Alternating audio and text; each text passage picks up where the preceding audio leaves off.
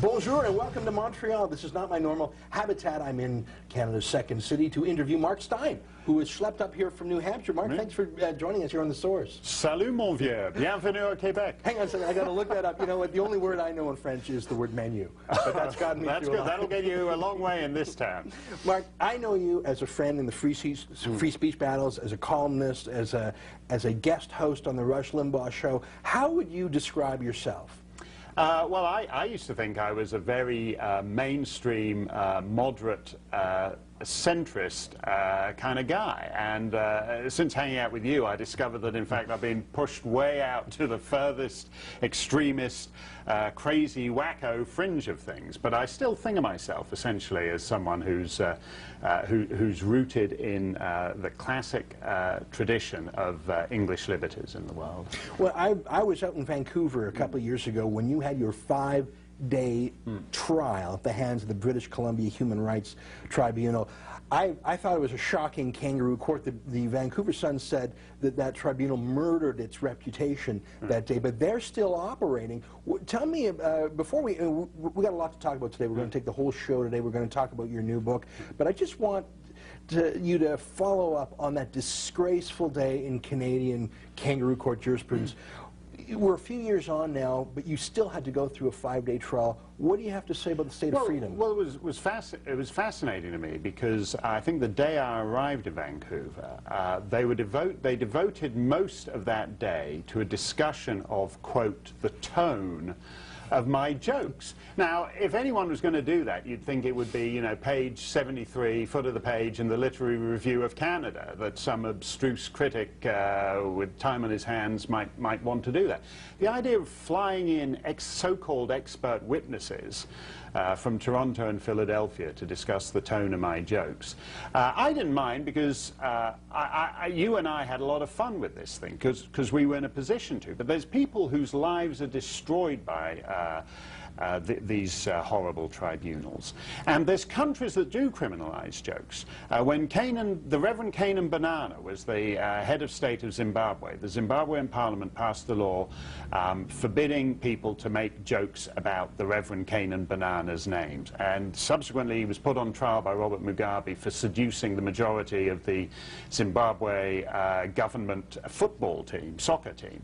And the real headlines were Banana accused of sodomy, and then when he fled to South Africa, I think the headline in the Daily Telegraph in London was hand over Banana, Mandela told. So by that time he'd passed beyond the protections of the law making it illegal to make jokes about his name. But that's the point.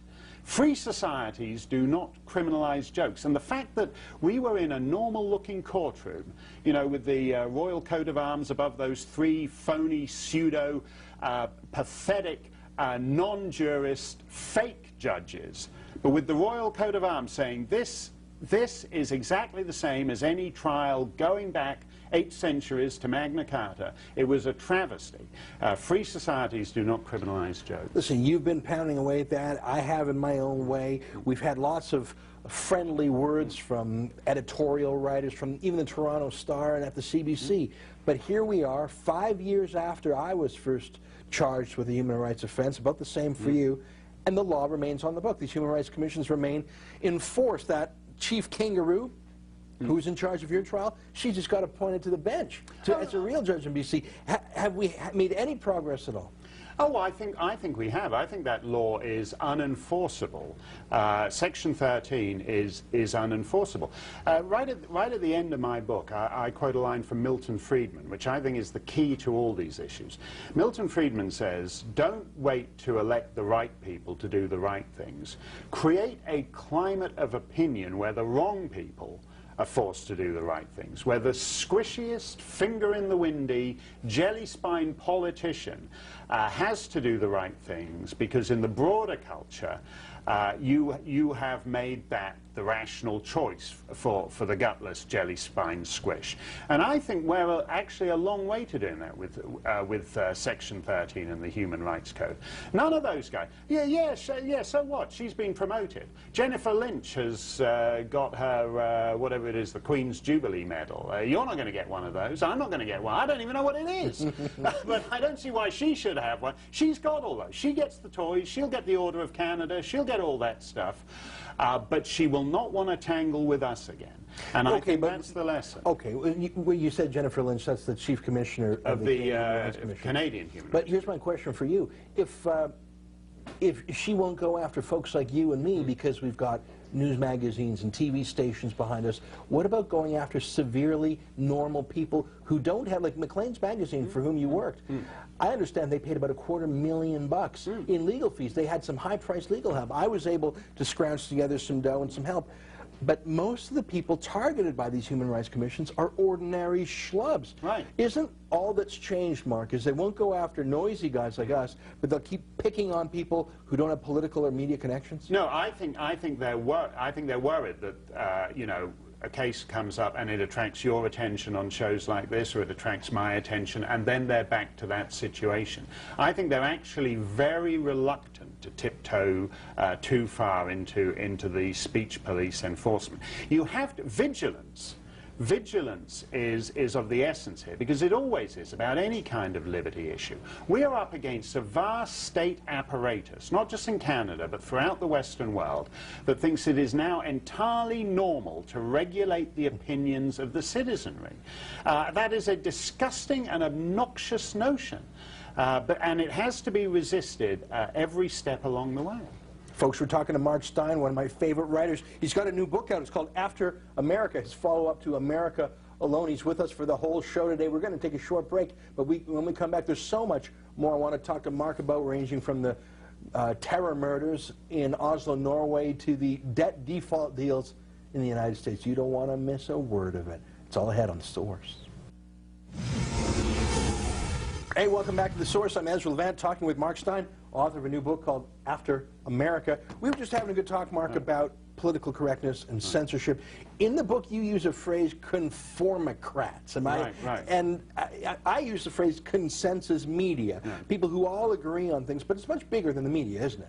No, I think generally it's the problem with our culture today. We have a kind of conformist mentality throughout the Western world, elites throughout the Western world. It's a strange thing to me that the more they talk about celebrate diversity, the more they're actually enforcers of ruthless homogeneity.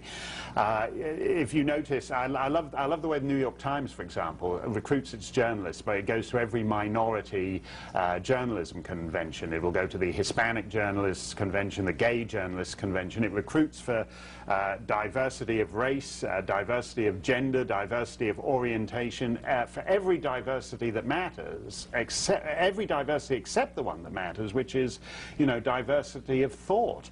And I think this terrible closed conformity that Western elites live in these days, which is the whole purpose of further education. Further education, university, is not designed to encourage you to look with an inquiring mind at the world.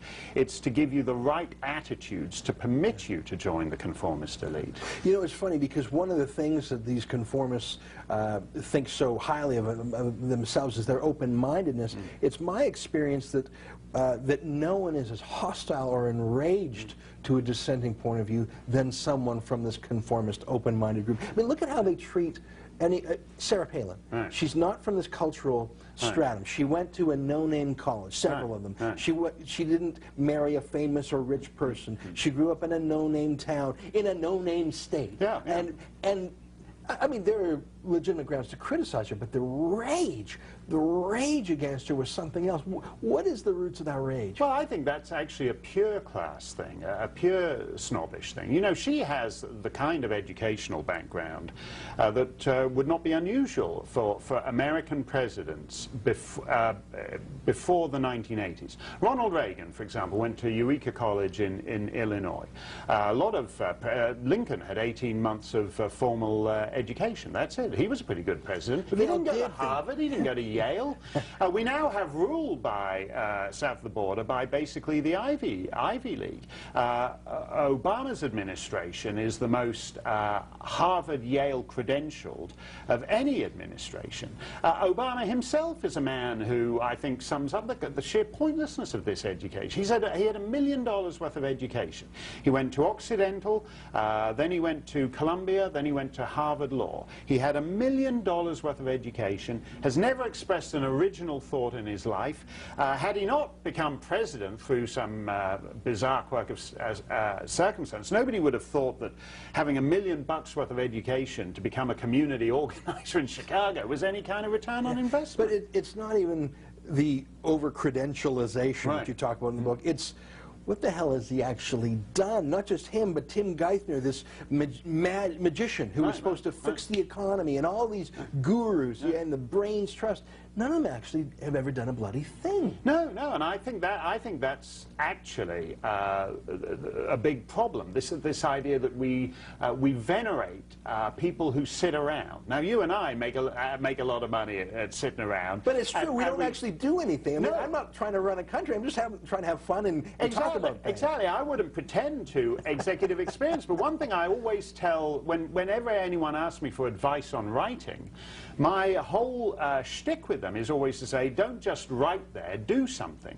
It doesn't really matter what it is. If you want to raise sled dogs, raise sled dogs. If you want to tap dance, tap dance. But do something. Acquire a skill that requires preferably something that requires you to use your hands and engage in physical activity, because otherwise you become this kind of part of this desiccated elite in which language becomes metaphorical, divorced from real meaning, and is exactly like what I think is the big problem in the world today, a kind of faculty lounge mentality running the United States and most of the rest of the Western world. We're backing into a lot of subjects in your book. Let's just start from the beginning. You wrote this book called After America. I read your last book, America Alone, and if I can sum up the thesis, it was America was the last productive, confident, exceptionalist country that also had a birth rate. Right. And your book After America can't be anything but a revision to that thesis. After America implies America is ending, am I right? Well, I think it's an extension. Basically, I said that the thesis of America Alone is that most of the rest of the Western world, apart from the United States, is headed for collapse. My book was so influential that the United States basically signed on for the same program, supersized, and that is something that is ought to be extremely worrying to all of us. I mean, when I kind of move around now, I ask myself, you know, what's holding the joint up? All the assumptions we make about the world that we have lived in since 1945, that the peace and prosperity that the Western world has known since 1945, which is historically unprecedented, is it a permanent feature of life, as many people seem to assume, particularly people born in the 80s and 90s whose memories of even the Cold War are non-existent? Or is it the result of a very particular set of conditions that we are now jeopardizing and undermining? As I said, that's the basic question. What's holding the joint up? Yeah. You know what, when I was growing up, when I was really young under Trudeau and later, I felt that Canada was an unserious country. Unserious economically because America paid for our defenses. Right. Unserious in terms of foreign policy because, you know, really, how much different would it make if Pierre Trudeau hung out with Castro? It was just poking America in the nose. America was the grown-up. America was the serious country.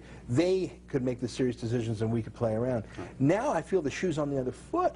Canada has the more sober-minded foreign policy, the more muscular foreign policy, the more robust economy. Our banks didn't fail. We're getting our deficit down, taxes down. I don't know what to make of it. If Canada is stronger and more grown-up than America, it should make me feel great, but actually it makes me feel terrified if we're it. Yeah, I think you're right. I mean, Canada didn't do a lot of the really stupid things like wreck the banking system and the property market the way the United States did. I love one of the things I love about a friend of mine said to me the other day down in New York, what happened to like all the bank names, like the First National Bank of Dead Skunk Junction, and now all the banks are just initials. I said, well, you know why that is, don't you? And she said, no. I go, it's because they're all Canadian. What do you think TD, America's Neighborhood Bank, as its slogan is, what do you think TD stands for? She goes, yeah, gee, I don't know. And as you know, it's Toronto Dominion, but you can't use those words when you're taking over the banking system in the United States. The United States, and I think that's actually the point here, that it's easier for Sweden to be Sweden than for the United States to be Sweden. Because at the end of the day, Sweden knew America was there.